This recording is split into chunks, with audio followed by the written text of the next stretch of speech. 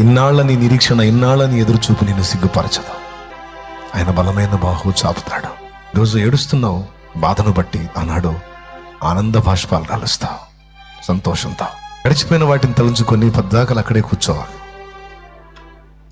చివరిగా చెప్తున్నాను ఈ మాట, గతించిన గతాన్ని గురించి పదే పదే అనుకొని కొంతమంది అక్కడే కూర్చుంటారు.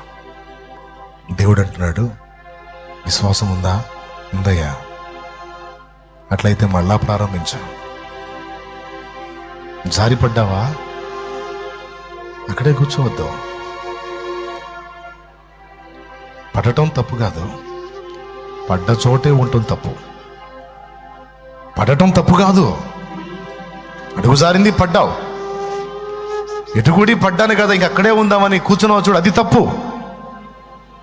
ఓడిపోవటం తప్పు కాదు, ఓటమిలోనే కూర్చుండిపోయావు చూడు, మళ్ళా గెలుపు కోసం ప్రయత్నించకుండా, అది తప్పు.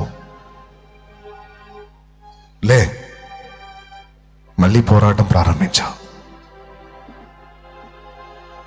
పొడుస్తున్న ప్రతి పొద్దు నీకొక నిరీక్షణ సంకేతం. సంవత్సరములు జరుగుతుండగా ఆయన తన కార్యాలను నూతనపరుస్తాడు. నీకు అనుగ్రహిస్తున్న ప్రతి నూతన శుభోదయం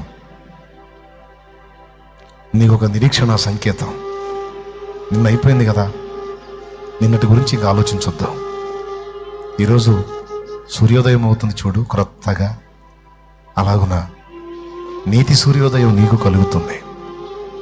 మళ్ళా క్రొత్తగా ఆలోచించు, క్రొత్తగా మొదలుపెట్టు, మళ్ళొక్కసారి క్రొత్తగా పోరాటాన్ని ప్రారంభించు.